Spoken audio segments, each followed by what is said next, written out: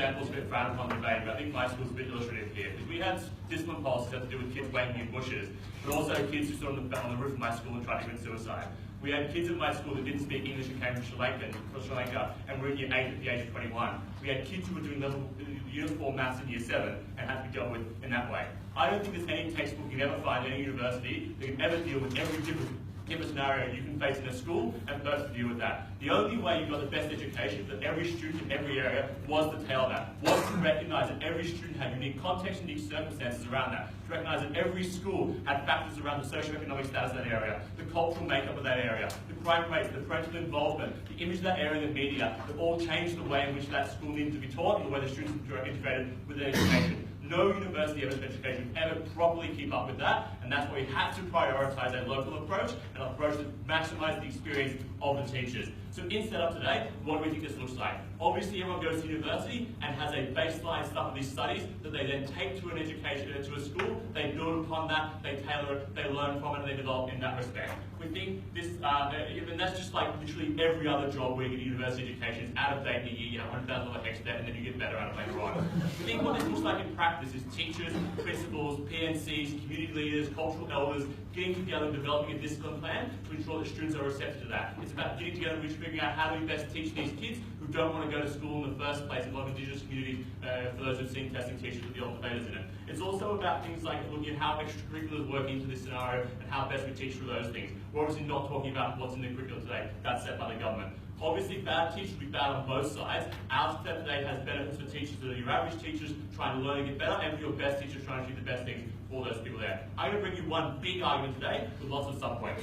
So, basically, it's why university evidence courses are bad, and we should prioritise pedagogy, local pedagogy and local experiences. So I think the first thing to note here is that you can never get local enough education when it comes to teaching teachers how to teach. So university can't be specific enough. Why is that the case? When you have it in when you go to study education, like the two bends in the room do, you have a class of a couple of hundred people in university. They're going to teach in wildly different areas across different states, different communities, socioeconomic status, possibly in different countries, and you have to try and teach them how to teach. There is no way to be specific enough to the needs of every school they're likely to go to, so you have to teach an average approach or a broad approach in that sense, which cuts out a lot of those people involved, a lot of the students that you might be teaching, and also means you are unable to properly connect or teach those areas there. The things that can't cover like that in introduction, these are things like socioeconomic status, these are things like the mental health of these students, it is the gender makeup of those schools, it is the cultural makeup of those schools, it is the community, whether you have parents that are involved in that, whether it's a mining community that prioritises practical skills, whether it's a very more area where there's going to be a doctor that prioritises essay skills, whether it's an area of the high population of Indigenous students, we have to prioritise thinking outside the classroom and not be locked in those four walls. You can't underestimate the impact these things have on education, about whether or not that child gets to school in the first place, whether they pay attention in class, about whether they get help to do homework when they come home at night, and what the basis of their level of understanding is when you get them in that classroom there. Those are things you can't just teach in a study and just to work with everyone. You have to go local enough in that way. That's important because every child is different and deserves to get the best education they can get, but every child learns differently based on those contexts I just told you, and they do learn differently as a consequence.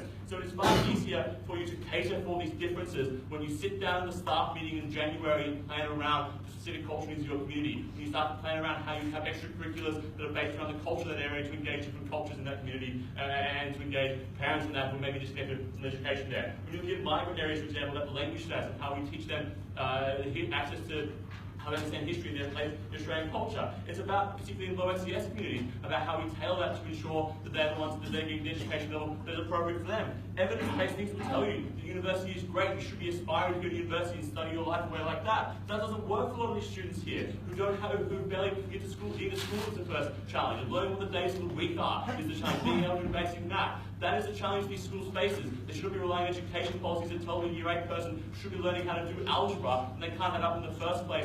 That's what we need to be focusing on here in that. The harm here is that when a concept is difficult and doesn't make sense, and you're sticking to a rigid curriculum, a rigid evidence study, and not tailoring it, that child is disconnected. That child misses out, and that child drops out of school. You have to recognise the barriers of entry once you've left that schooling system or disconnected from it are so much higher than one which you are already engaged in that and already learning from that. There are many reasons children don't want to go to school, many more than they do want to go to school, and once you lose them, it's very hard to get them back. That's why you have to be specific to that child, and you can't just rely on an evidence statement based on 5,000 kids in a different state or different country to try and teach you how to teach that one kid in Western Sydney or any other applicable area in this debate today. So that's why they need to be local enough. But it also teaches another reason why it's really important here. So teachers have different skills and different experiences, and they should play to their strengths in how they teach there. They shouldn't be trying to mould themselves to teach a certain way because an evidence study told them to do that. They should be teaching the way that they best connect with their students there. And that's kind, to be a kind teacher. It's very hard to then go out and be a disciplined person. Like, can anyone imagine Dan Dunn following a study that tells them to be hard in discipline when he's teaching, right? It's not going to happen, right? So I think you need to play to the strengths you have as a teacher, and that's far easier when you sit down as a collaborative body and work out what your strengths are around that there. And also, these studies are often not quite good in that way. They tell you often to teach like a male does, to teach with a strong voice, to be commanding, to stare down them. That doesn't work if you don't fit that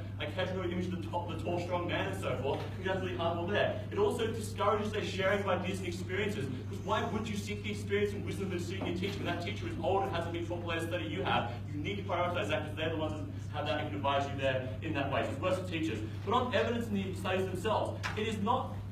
Well, the first thing to note here is that studies and changes are quite frequent because new technology and incentives for people to keep studying and make studies and produce new information. But the problem is they are always 5 or 10 years behind, so they take a long time to do. The time to plan these, the people come to have them, the time to study them, the time to produce the report to make them. That means that everything is behind. So when you need to keep up, you can't rely on a study to come out 10 years later. You have to see what's happening in your school locally and now. So smartphones were around when I was in school and the dinosaurs were roaming around. But it wasn't until I was in uni that we actually had a study that said maybe smartphones are good or bad for students. We are so far behind that we have to tailor ourselves to what is now and not what a report says 5 years later. And even if there are new ways to come out and learn, this is not to say that teachers will never look at that new study, never go to an in-service training day. It's about doing those things and then saying that works here, this doesn't, I'll adopt that, I'll try that, it doesn't work. It's about taking those new approaches that they do come out and tailoring to the needs of your school to make sure the best they can be. But what the last thing I want to say here is when you have these approaches, at least with disharmony in the way you teach and operate in that school, which is worse off for students there. So there's up to like 40 years difference between some teachers and you go into faculty like 23, 63-year-old teachers. The importance here is when it's localized, it is collaborative. You sit down, you work together, you share those experiences together and form a plan around each other. But the problem is when it's purely based on studies and evidence, you're talking about different study bases, different evidence bases, and different experiences like education experiences that teachers have had, which creates a sharp difference in the way things happen. The harm here is when you have a different teacher teaching a different way every time. Firstly, discipline is harder to enforce, you have a unified and cohesive approach to that. But secondly, the education approach is different. So that means a lot of students are left behind. You have one teacher who follows a study that laptops are bad in school, one teacher who follows a study that laptops are good in school. When those classes change and they go from year 8 to year 9, those kids left behind didn't have the technology and their previous teacher there. That's why you need a collaborative approach, not one where teachers are afraid or unwilling to work together because they want to align the studies they were taught in university overall. And it's also bad for teachers there that's likely to work together, and that leads differently in those faculties and because they want to do things a certain way. Every child learned differently, every community was different. No study, no evidence would ever teach you how to teach in every school. You have to adapt to those local communities, you have to do that for the best interests of those children, and that's why we're proud to propose today.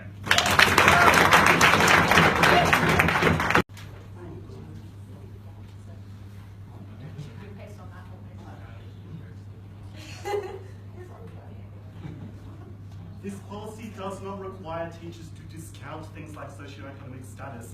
It just requires teachers to deal with differences like a child's race, like a child's socioeconomic status, within the framework of pre-existing studies that tell you how to deal with that. And it will be our contention that scientific frameworks give teachers a far better understanding of how they ought to deal with children who have particular needs, for the reason that they are not subject to the biases that afflict each individual when they decide whether or not a method of teaching that they have decided to implement work. So I want to deal with firstly a few pieces of extraneous rebuttal, and then I also have one big point about why, conveniently these non-scientific methods of implementing teaching methods are bad. So firstly, I guess the extraneous rebuttal is under the category of what does this look like.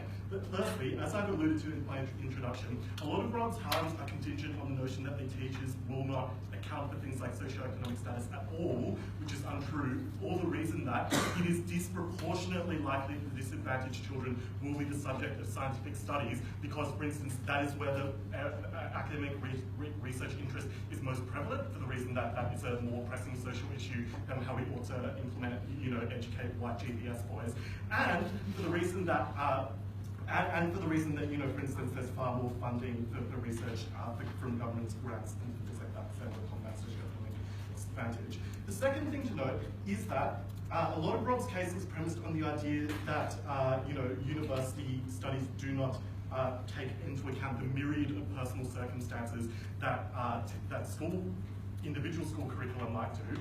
But notice that that is also a feature of a school's self-implemented curriculum. For instance, if they think that teachers gather around and decide what the best course of action to take is, then necessarily that also has the harm of ignoring some individual differences between students. But also the thing to know about scientific curricula is that, yes, they don't exactly deal with, for instance, people jerking off behind the school, but they do deal with, generalities that can be made specific in terms of how you apply them. For instance, you might say, in order to deal with mentally ill children, you ought to deal with them in this manner because that is what is scientifically best for them, and you would just tailor that to that individual child.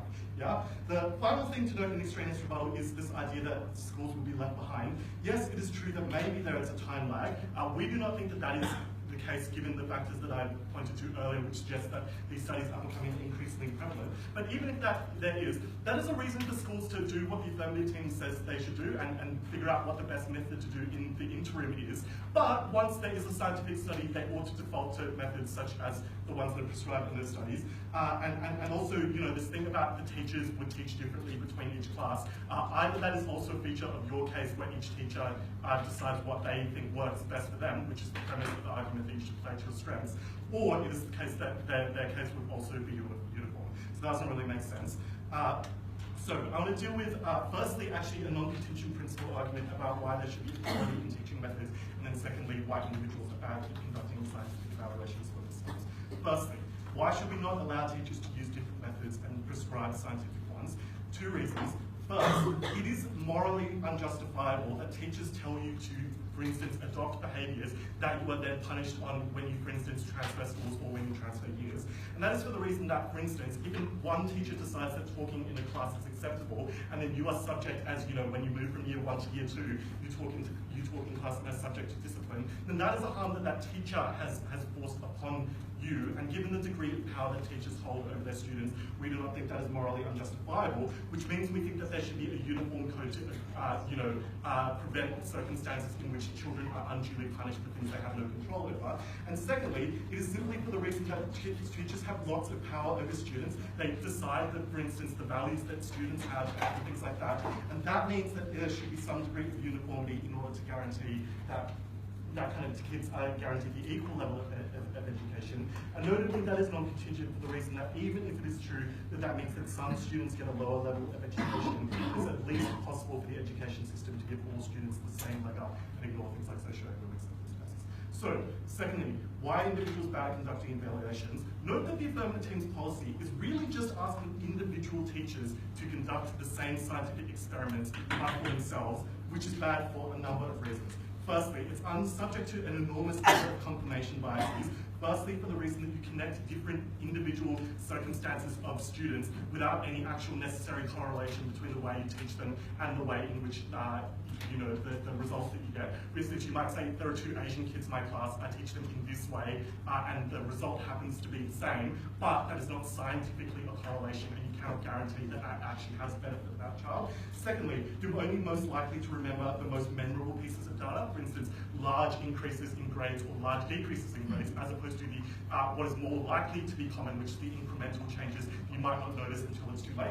Thirdly, for the reason that you only care about the most successful students or the students that you think are likely to be successful because you invest a lot in them and therefore remember more about them, as opposed to students that you don't kind of give a shit about. And that is also the case because the most successful students are the most likely to re-engage with you in the future, for instance, by seeking out that cool teacher that you had 10 years ago that set you on the right track, which means that, again, you're more likely to see those sorts of people as being evidence of your success and ignore people that kind of disprove your method of teaching, so to speak. The other thing to note is that people don't account for statistical significance, and that is especially important because this does not account for long-term outcomes. For instance, you might force a child in year 12 to study on pain of being disciplined, and that might deliver better results in the short term, but the important thing is that that doesn't necessarily have long-term beneficial outcomes for that child, for the reason that, for instance, they might feel traumatized as a result of education and no longer want to go to university, but you don't have exposure to that long-term harm, you only see the short-term benefit. Thirdly, it's likely to be anecdotal for reasons I've already elaborated on. Fourthly, it's likely to be self-entrenching for the reason that you do one thing and you're likely to continue with it, because there's inertia in terms of wanting to invest in new ways of teaching. Fifthly, you're unlikely to be self-critical for the reason that you invest a lot of your personal effort into teaching and you don't want to admit that that's being negative to students. Sixthly, and this responds importantly to Rob's material about the fact that you need to account for socioeconomic circumstances, conditions change at schools from year to year, which means that your way of teaching a majority, for instance, as is the case in Cabramatta, or Campbelltown, is like, that is really showing my fucking ignorance, but like, from one immigrant background transfers to being a majority immigrant background over a couple of years, you're less likely to adapt to that.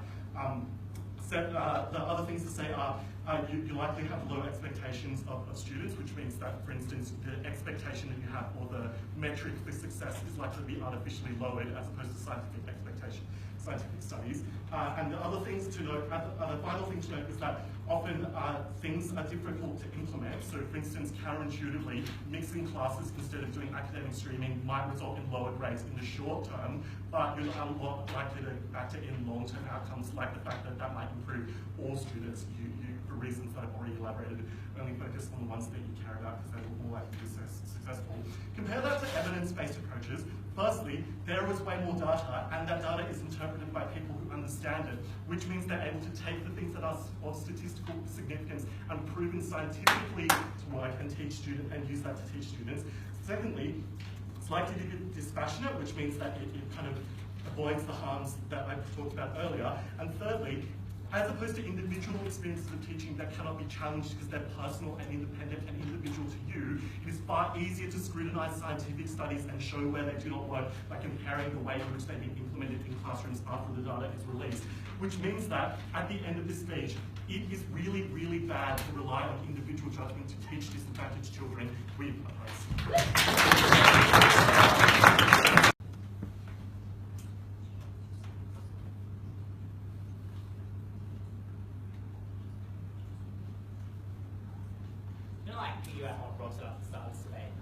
Actually what we do in literally every other profession. I'm going to give you, I think, a really compelling example of careers social sort of like both my parents are vets, and they did vet school like 20 years ago. And there weren't MRI machines for dogs. They're a thing now. And the study showed that if you MRI the dog, probably going to find the problem quicker, probably going to fix the dog. Best interest of the dog would say you should always MRI the dog. Problem is, that doesn't account for the fact that maybe the owner can't afford that. If you take an MRI, that person will never get their dog back because they won't pay their bills. And obviously nobody giving their dog if they don't pay their bills back. Problem with studies, obviously, like, what the guys, professionals don't do stuff for free. Like, sorry. Like, we should find teachers who also don't get improved results for students equally, right? I think the thing to note here, though, right, is that studies, as much as you want to say they are all-encompassing, are studying a specific thing. And they are never able to get those intersections. And even when they do, they are so late and so behind. You've already had all these people lose their dogs, even if, yes, they fixed their broken leg, they could never afford to fix that in the first place. Or maybe they, just didn't want that to happen, and let people should be able to decide that for themselves. And I think that's the same here. You can have studies that tell you that everything is good in these very specific circumstances which that study occurred, noting that studies are never all-encompassing. And even the one that they talk about at the moment about selective schools, the disclaimer at the end is, but we don't know the intersections about this between other things, like class structures, for example, or about race, or about privilege, right? And that goes to show why it's so important that we never preference these studies over local knowledge, because local knowledge is the thing that enables you to apply those studies in any way. Again, this is set up at role when we said, obviously these people have gone to university and looked at those studies. The application of those says we should apply them. These guys probably agree. We actually, in a lot of their case, was arguing for us. So first and then, there's like a lot of 3 areas of kind of responsiveness, and lastly, why we think this is good for innovation, engage or growth. I get you on that.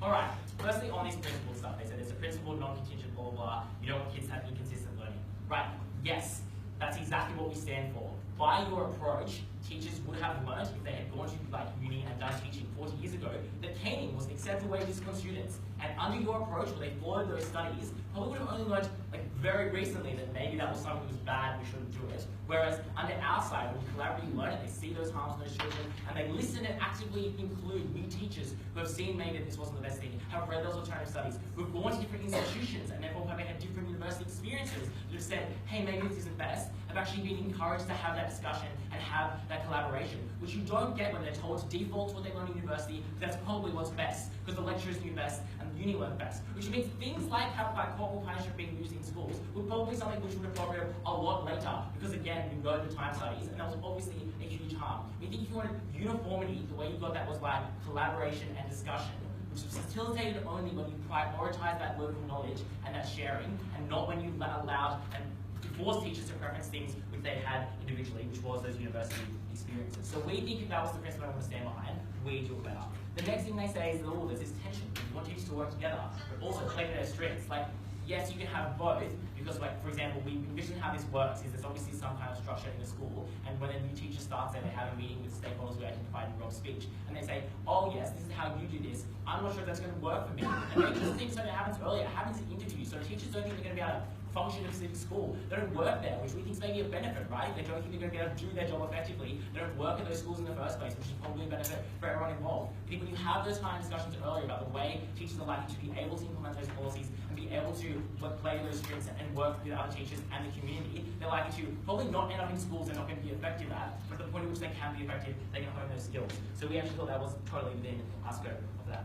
Next thing then, like this is kind of leading to their stuff about studies, but kind of flagging the introduction. But that's okay, it's what the most of the debate is. I think the thing is to say is like, they're like, yes, there's lots of studies and structures and blah, blah, blah. We actually know a lot about the most people who are most encouraged are the most of the studies. The first thing we would say is it's probably, again, there's probably too much of a time lag. Like, we don't think it's acceptable to be relying on data of a lot of intersections we just do not know about and wait till that happens, right? Like, for example, a lot of migrant influxes, maybe from Syria because of the civil war, which are going to come and inhabit certain areas, we'll not have studies about them for 10, 15 years. We think it is unacceptable we wait to see how those intersections play out and by forcing teachers to rely on studies in some university and wait for that confirmation. Because if it's not fast enough, and we will not have a cop that harm. Because the comparative benefit, again, here is like, yes, the studies come out in 15 years, and then we can be like, oh wow, maybe that wasn't perfect. We think when you stick to those things rigidly, and you encourage teachers to do that, you're far more likely to fuck that up. Why? Because we told you that bad teachers are going to be bad on both sides of the house. So we think teachers are probably going to try and do the right thing. And so even where there is unknowns in the equation, which we think often education is likely to be, we think teachers who are talking about this debate are going to try to do the right thing, which will mean they are going to be responsive to students. So if they are implementing things that they think are very effective, or they are working like that, they're going to respond to those students, they're going to raise that with their teachers, with their principal and community, and they're far more likely to do that when they're in an environment which encourages them to say, if this isn't working for you, tell us about it because we care about your opinion and it's important, and not say, well, maybe this is what you've seen, but actually no one's confirmed this, like Cambridge hasn't done an article about it yet, so you're probably just doing the biases. We think if anything, it buys into all the narratives that they tell us. The individuals don't know, the teachers on the ground aren't experienced, that their experience isn't useful to the teaching environment, which is probably bullshit, right? Because I think most people in this room have been to university and been like, Jesus Christ, these lecturers are so divorced from reality, that's absolute garbage. I see no reason why they wouldn't apply to teaching in a lot of circumstances. We should be placing priority on people who are at those front lines, experience those things, and validate the experience. So think on the comparative, that's better. Why then yourselves are like, why then is this going to be likely to lead to innovation? I've already kind of talked about why you couldn't guarantee the outcomes of learning and what teachers will likely err on the side of caution to do the right thing. One thing, the second thing is that like they say, oh, you know, you're unlikely to have those improvements because you're only looking for often small statistical differences. Like those same pressures apply to studies too. Because there's like not a lot of political capital to like this like 0.01% increase if you change just one small function or one school in the middle of like right in New South Wales. So the thing just isn't going to get studied at all. We think often the studies you're talking about are those things which are often blatantly obvious, which teachers have probably already worked out and implementing anyway, and just confirming those things. Again, what you do is lock out the capacity for schools who are in Woolpool, right? It is that one situation to be able to function. The way this plays out, right, is like a school in Cabramatta teaches in 3 different languages because that is the makeup of that school. That is unlikely something which will ever be a study. And if it is, like, it will be a study far too late for it to be things happen. It's something we support though, if it's showing to better educational outcomes for students. That doesn't happen when you tell schools they don't have the capacity to do that because they don't know best and they don't have their own experiences. I think that's the real harm to get from that because you can wait for those big studies which are unlikely to get those stakeholders who don't think that's something you should have to do.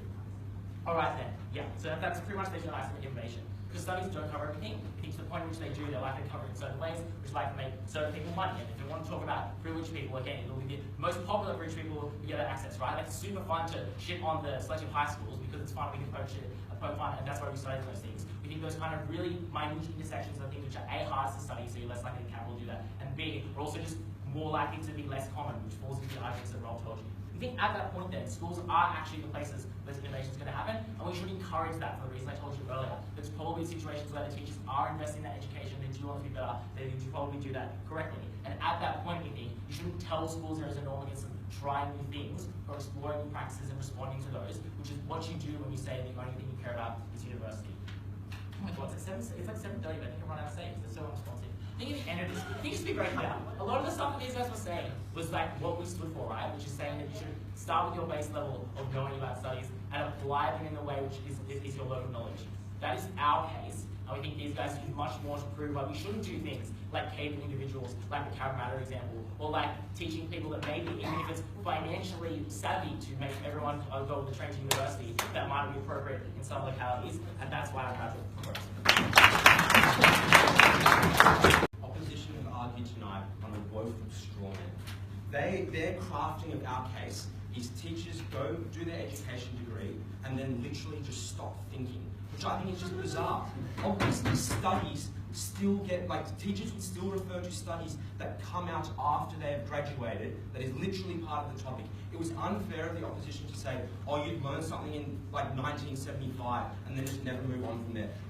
I'm going to give stuff later about why teachers who are focusing on studies are going to be more likely to actually move on to newer methods, but let's just actually get to proper rebuttal first. So, the main clash in this debate, obviously, is how we achieve the best outcomes for students. The first contention we have is whether or not uni courses are problematic. The first thing, or the only thing they told us here, is that uni courses are general and can't cover everything. Okay, that is an argument to simply say we should have more electives, we should have more education for teachers. Teachers should be referring to studies as they continue to do so. That was never an inherent problem with the methodology itself. Because what we have to consider here is that essentially we are comparing two experiments. One that is performed by teachers or educational facilitators at a particular school based on their knowledge and anecdotal evidence versus one that is based on a controlled sample group, probably by child psychologists and other educational experts. That was the comparative they needed to engage with. They needed to point out inherent problems with one or the other of those two things. Additionally, the next thing they told us is that So they then go on to say, okay, these studies are problematic. And the first thing they tell us, and what they hung their hat on this entire debate, is that these studies are several years behind. Okay, the first example we have, because this was argument by example, was that phones came into classrooms. Let's note here that yes, the phones come into classrooms, and then the studies come out maybe 5 years later. Phones continue to be used in the classrooms, and those studies are relevant for several years into the future. If this was some flip-flop thing where it is phones on and then phones off and then it's constantly changing, what use is anecdotal evidence in that case? If it is a scenario where the educational standards and circumstances are changing so rapidly and fluctuating so much, then that is just an incredibly difficult scenario to deal with, and one that they didn't explain at all how you would be able to account for it. My second contention here is just like, okay, you're a teacher who is going by the personal pedagogy based on your experience. Phones pop up. Where's your experience with phones before? How are you going to, what are you going to apply? You too are going to be affected by the same time delay. And what that, I don't know if there's any evidence really, and they haven't provided as to why their time delay would be far shorter. What we provide you is accuracy of those studies and all the statistical reasons Kevin gave you that haven't been responded to yet. So the next thing so the other thing with the next example that was several years behind is something like Syrian immigrants. Okay, so here's what we need to note. There is a distinction between applying a pedagogy based on a study and just being racist, which they seem to conflate. Here's what I imagine, I don't know anything about education, but here's what probably the study to do with immigrants would look like. One, immigrants from whatever country, and in particular maybe war-torn or other afflicted zones, have X, Y, Z considerations, and you should take these considerations into account. Secondly, that you should investigate students' cultural backgrounds. Those are probably, obviously, dumbed-down versions of the likely outcomes of those studies. It is unclear why, in particular, Syrian students would would be vastly different to perhaps Iraqi students who came in 5 or 6 years ago. Like, what they need to know here is that while studies are never 100% applicable to every single individual thing you can think of, neither is the experience that they claim to have. Additionally, studies can be drawn from all around the globe. So when they wanted to speak about trilingualism, yes, in Australia it is uncommon for trilingual education to happen. But if you look at a country like Lebanon, where every single student learns English, French and Arabic, the studies there would be rife and frequent. You could apply studies from those countries to your one. If you are unwilling to move from your personal biases, you're never going to bother to look outside the box and look at those studies. But additionally, if you haven't been engaging in the literature and the studies for so long in your career, you're probably not even going to know that, there is a whatever journal of educational studies in Lebanon. It was never going to, like that, all the intersections they wanted to point out can be covered by studies. Additionally, we gave you evidence at Kevin to suggest why these studies would be the ones that are most likely to be investigated. They are the most challenging areas for teachers to teach. They are the ones where educational standards often fall below the mean of that particular country. Therefore, there is government grants and particular attention to those areas. In particular, the researchers themselves are definitely going to be focusing on those areas, because if they're able to prove a successful thing in this area, that is going to bring them fame and fortune, I guess. I think that's everything I had to say about several years behind. The next example I had for intersections was about vets. I think as well that much of the training would include how to use intersections of different studies you may have learned. So whilst perhaps there wasn't a study that said when MRIs are introduced and some people can't afford it, you should act in particular ways, I reckon vets probably have a study on what MRIs are, and vets probably also have a study on what ethical practices are in their particular field. A vet who is knowledgeable and engages in those studies can combine those two pieces of knowledge and use them to great effect to then be a better determiner of when an MRI is appropriate.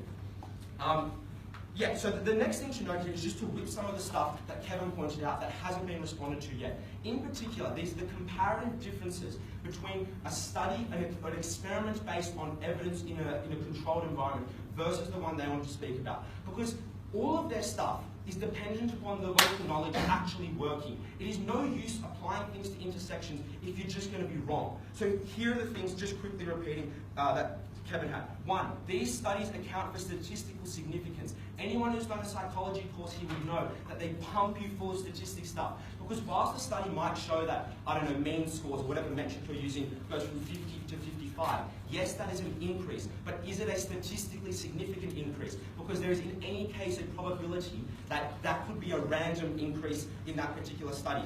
And so p-values and all that shit come into account here. And so in particular, Kevin gave you reasons as to why people were likely to ignore pieces of data when they were doing it anecdotally. They're only going to engage with the students afterwards who are engaged in the success stories. The human memory is obviously fallible. People are likely to make connections based on confirmation biases on the most obvious and glaring parts of a student. It was always going to be a better way to go about it using the studies.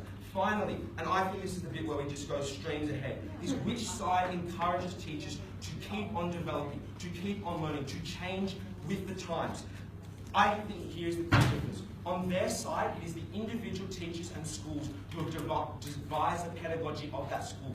What that means is they are personally invested in the success of that pedagogy because it is their name attached to it. They authored it. They fought for it to be implemented in the school. What that means is if times are changing, they are less likely to move on from their own work. Whereas if you are basing things on studies by X university, you are not a fucking representative of that university. If it's not working or it's time to move on, you're going to be more likely to refer to other literature or to move on to other studies. In that case, their only benefit, which was that people will be able to change with the times, falls flat and we clearly win. Cheers.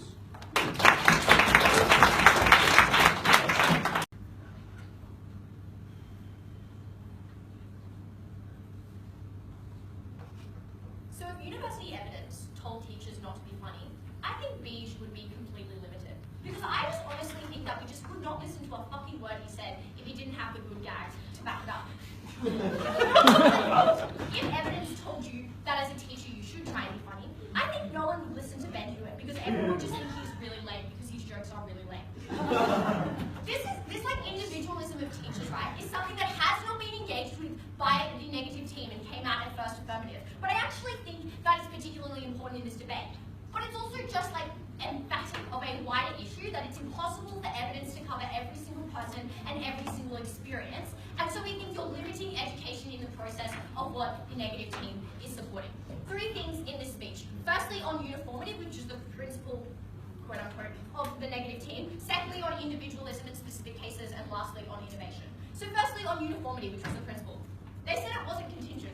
I would say it probably is contingent on them proving that they got more uniformity, more important uniformity. Let me prove to you that that wasn't true. At best, I think they got more uniformity between schools, but also probably not because of the different ages of these teachers that existed, at which point in time there were some teachers teaching on like studies from 30 years ago and some teachers not. But I actually think it was far worse within actual schools. They got far worse uniformity under their side of the house because they had the 40-year gap. And we focused on local and personal knowledge. And the first affirmative wanted to say that personal knowledge means each person does their own thing and believes their own experiences. But saying personal knowledge is most important doesn't necessarily say that you are the most important or you are the only correct person in the room. It says that if you don't understand a situation or if you are unsure about something, ask someone who has done it before, which may or may not be yourself. It says that the people around you are likely to know the sort of circumstances they go in, and you should default to those sort of people. And we think at best if they won that they got more uniformity between schools, right? We think it was much more important to get uniformities within a certain school because children generally stay within a certain school at least for like the 6 or 7 years of high school or whatever. And so we think at that point in time, at the point in time they wanted to say uniformity was the most important. We think we got the most important form of uniformity. Haha. Okay, second thing, individual/specific cases. Sorry if this gets really like fucking messy, but it just kind of was. Firstly on students. They were like the low SES students that we were worried about are studying heaps.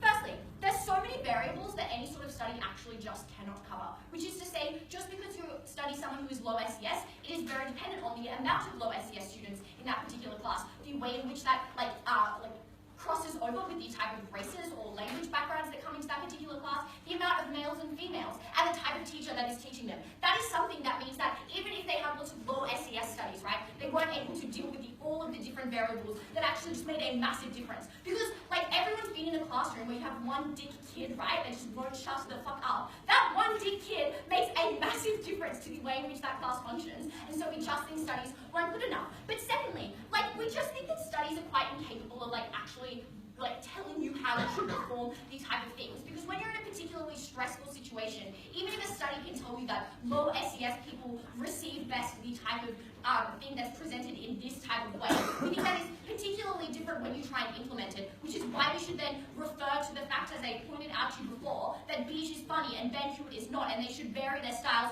based on that, rather than just listening to particular types of studies. But also, we don't actually think a lot of the time it is low SES. We think, like, even if it's talking to other teachers who have taught students like you, it's about the fact that you are willing to change the way that you teach because you are willing to, to ask other people around you at the point in time something you're doing isn't working.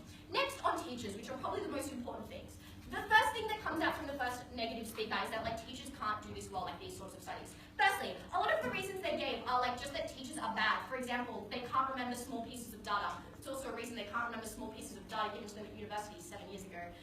They're probably not going to implement the type of university studies that you wanted them to implement. But secondly, they were, also a reason that studies were bad. They have biases. So do studies, and they're kind of bad sometimes too. Thirdly, they were you're going to be too close to particular types of students. We think that that's actually a good thing because obviously on the affirmative team side of the house, we want you to be focusing on the actual students you are teaching rather than the broad range of people that could possibly be in your classroom. They were it's only going to be good students. We think it's much more likely that at least it's going to be a wide range of students who have that kind of connection, that sort of empathetic reaction to different types of students. We think a lot of teachers do actually kind of get off to the idea of taking a really poor student and raising them up to the gods. And so we think they're likely to kind of try and live out that fantasy. That's probably why a lot of teachers teach.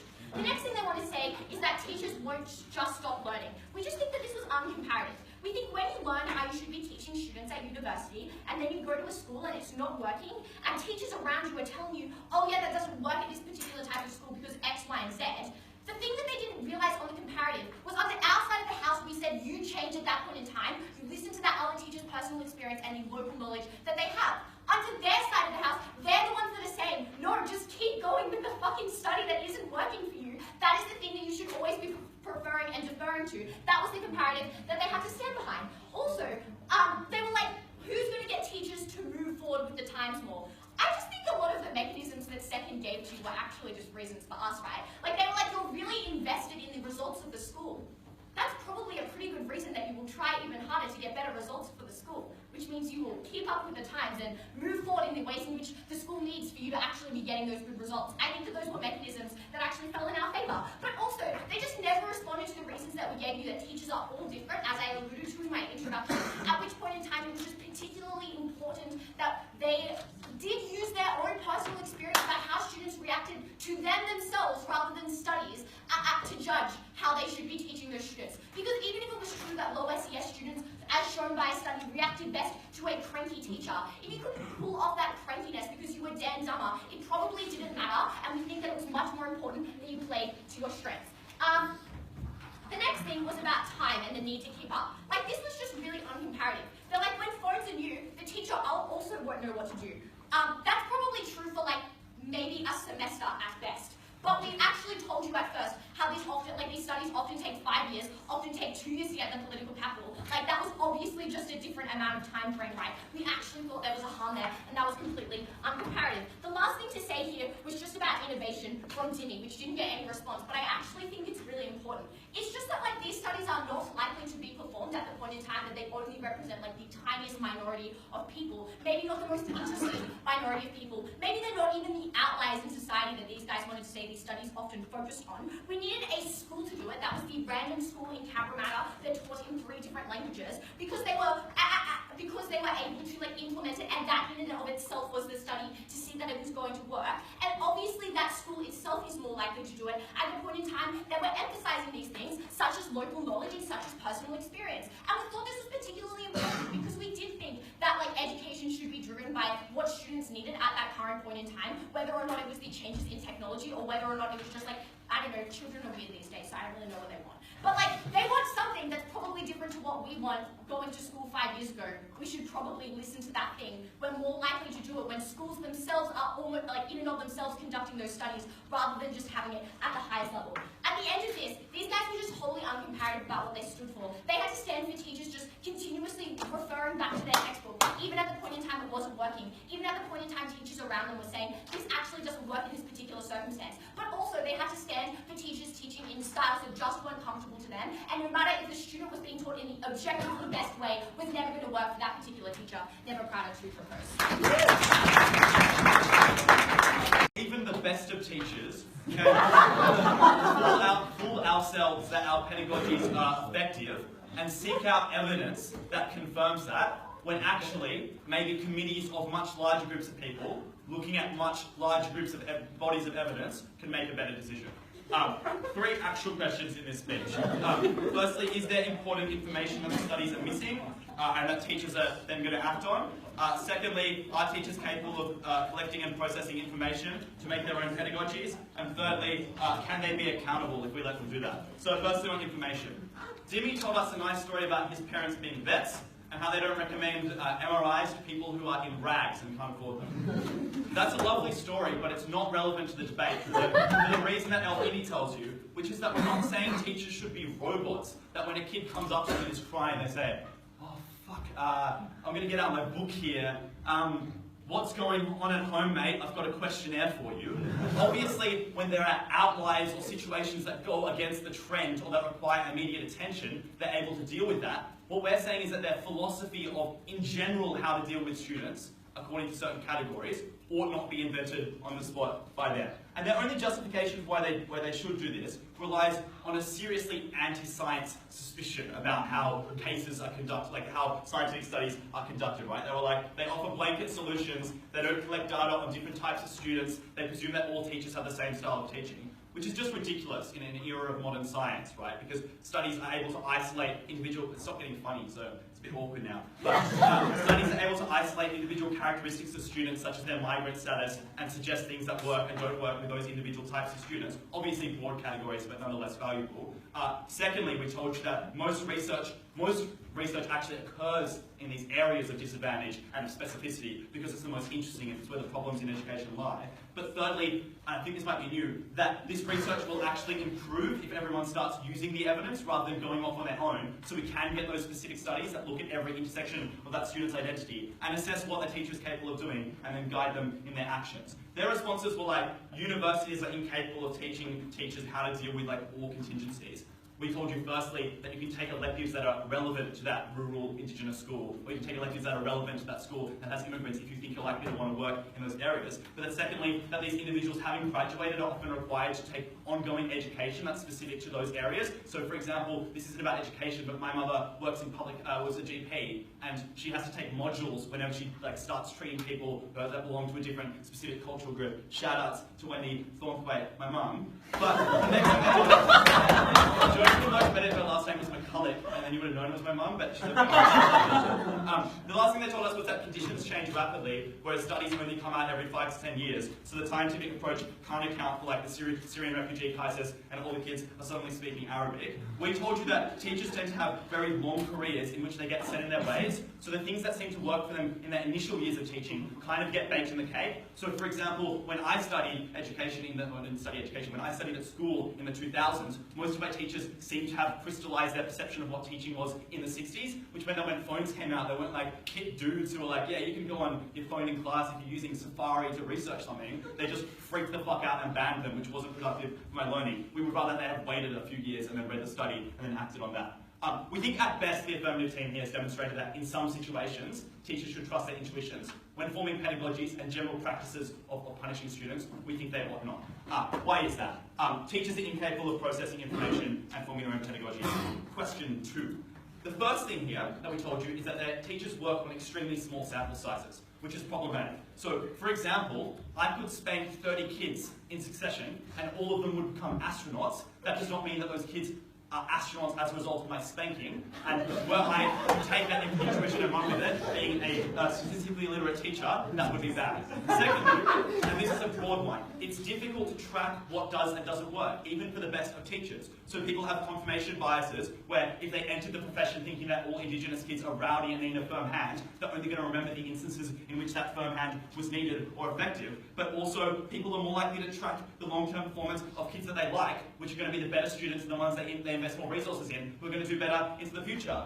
We heard a third that was actually a good thing, because at least it's individualized. But in my school, that looked like my English teacher only learning the names of the white kids in the class, pouring resources into ensuring that they did well in all the tests, and then patting herself on the fucking back when those kids did well. But when they were like, well, teachers might want to take a poor student on board and have like a rags to riches narrative where they've raised them up into university, we think firstly, that's just an inefficient use of resources. You shouldn't be focusing on one specific kid just because you like them and you like their narrative, where the other kid who's like less well behaved or something doesn't get your attention. And secondly, I actually only had one response. But is that you're going to put too much weight on memorable cases, which are outliers and therefore not actually relevant to how you should progress in the future, but also cases that have occurred earlier in your career are likely to crystallize in your pedagogy and you're unlikely to challenge them for the same reason that all professionals eventually become defunct because they pertain to standards of the previous century. We had a bunch more mechanisms, most of them weren't responded to. But importantly,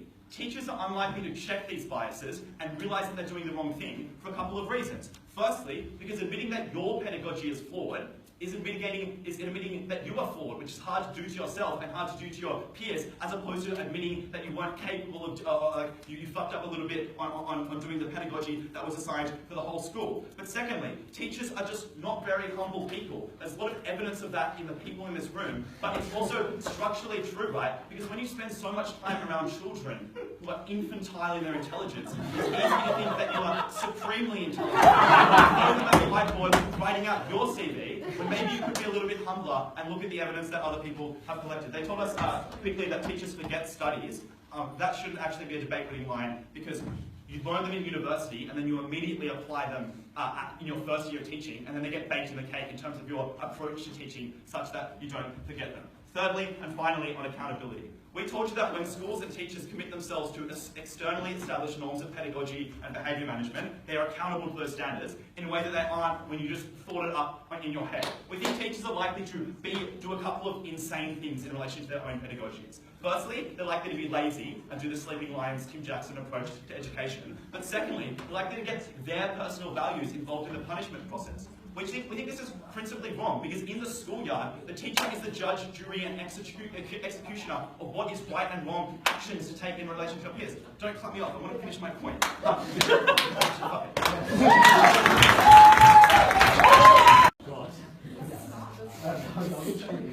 Work on the setup, but it showed promise. I think the problem for the affirmative team is that they misunderstand exactly what it looks like when teachers rely upon these studies. It is not as if when a child comes to a teacher and says that they have problems understanding a course that's being taught in English, that they have to go refer to a study on JSTOR. These studies are implemented in the same way that the affirmative team points to.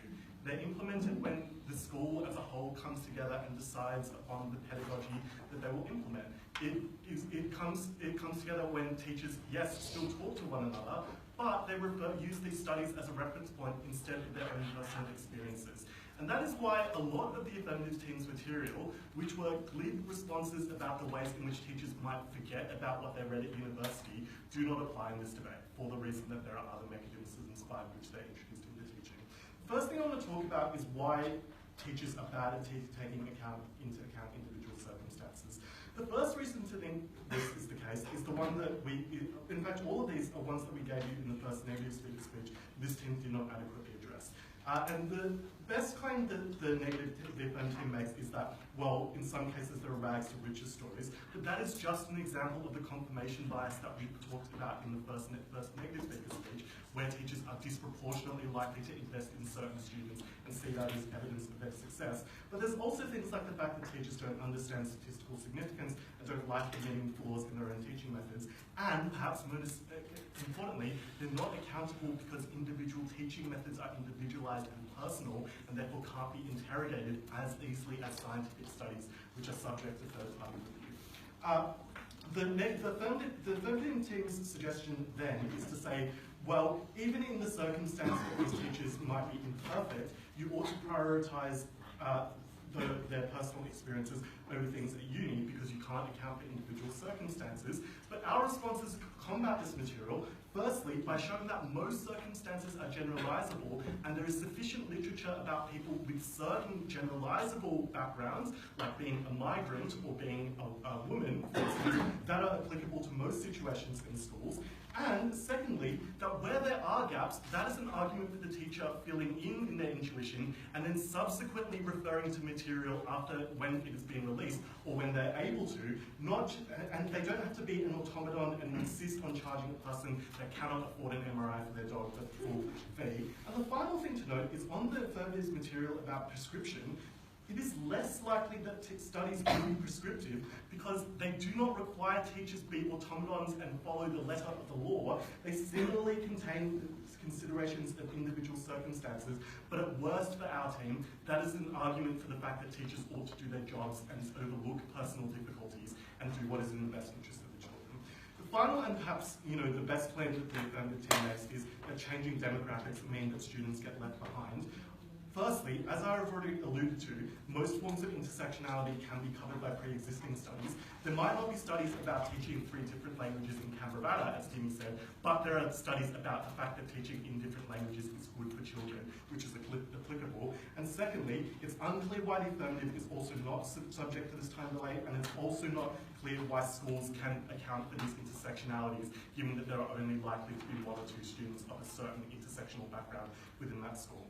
The final claim that the affirmative team makes in their 3 speeches is to say, you're not likely to keep developing, but crucially at Elhindi, we tell you that where you defer to other sources of wisdom, you're more likely to seek ongoing education for the reason that you don't see yourself as the ultimate outcome of efficient teaching techniques, compared to when you rely upon your individual circumstances and your individual goals, you're more likely to be self-entrenching because you don't have an inertia against trying new methods, and you're less likely to be self-critical, which means that even if you cannot take into account individual circumstances with studies, this is a bad way and it will make things worse than if you did not take them into account at all. We've also proven why studies are good for the teaching of children, and that's why we're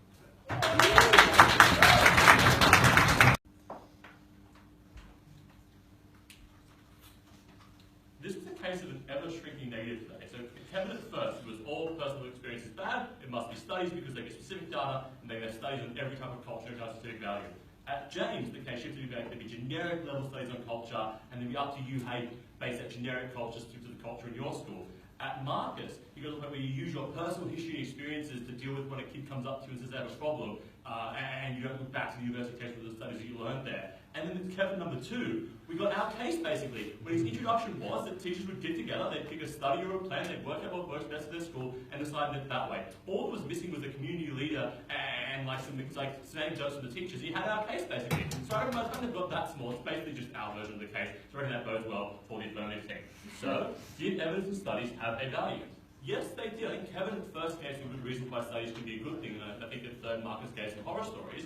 But in this debate, we have to think about, as the topic told us, prioritisation. And we think that when you go into a school, we would prioritise that local approach based on the personal experiences and knowledge of those teachers who've lived there, who've worked there, and who have experiences in those areas. And that was an approach where staff, principals, community leaders, cultural elders got together and decided on an approach. Did they have reports of evidence that influenced that report about? Probably yes. But did they then prioritise what they thought would work best for that community? Yes, they did that as well. They talked about what worked best for a classroom environment, how we best got homework to do with the students in that parental support at home, how we best engaged disenfranchised kids from different cultural backgrounds who didn't share a value of education the way that the rest of the community school community did, or how we got kids to be wanting to engage in class in the first place here. And did it look at updates how those things work? Probably yes, because every year they had a new staff plan day. Every year they looked at updates. The distinction was, and why it was better on affirmative, was it didn't just say, here's an update, let's do it. That it has update relevant to us. Can it work here? Does it conflict what we're doing now? Is it going to stop the progress we're making? And that was going to be good on our side when you did localise it, when you did prioritise your local experiences in that way. That was important in this debate because every school was unique. And maybe these are schools where you had low SES backgrounds, you had cultural diversity, and you also had people with disabilities potentially. You just couldn't find a report, I reckon, that dealt with all those things together and got the specific culture was Islander or Islamic, and got the specific cause of SES was the high crime area, whether it was a low university area, or whether it was like a housing commission density area. All those things you couldn't cover in a study or cover in a report, and you had to localise it there. What did we prefer? Waiting for a study to come out to deal with that, or approaching a local plan? They also wanted to wait for a local plan until they got a study later on. We just said, just dump that in the first place, so we think that was a better off on our side as well. What were the problems then with the evidence that Affirmative told you?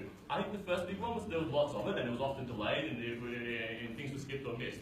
And because it was hard the time, it was hard to update. They said there was some gap on both sides, but it didn't take 5 years to have a staff meeting on our side. We got that staff meeting right away. Maybe it was wrong, but they also fixed it then more quickly than waiting for the study.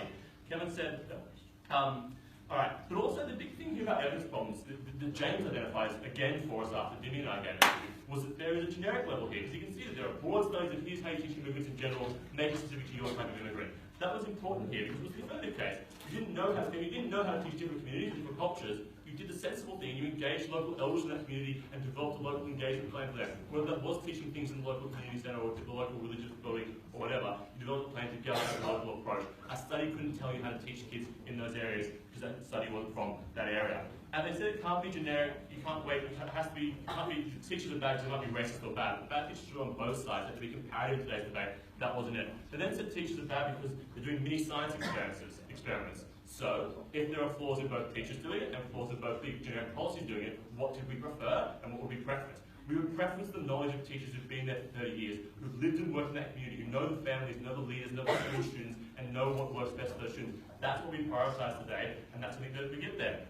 It's also true, so to conclude, every school was different, and from every community those schools existed in, every child they brought in was different and unique. There was no study that could fix all of it. They had a role to play, but we always prioritise the experiences of those local communities and the personal experience of those teachers to ensure the best outcomes for every unique and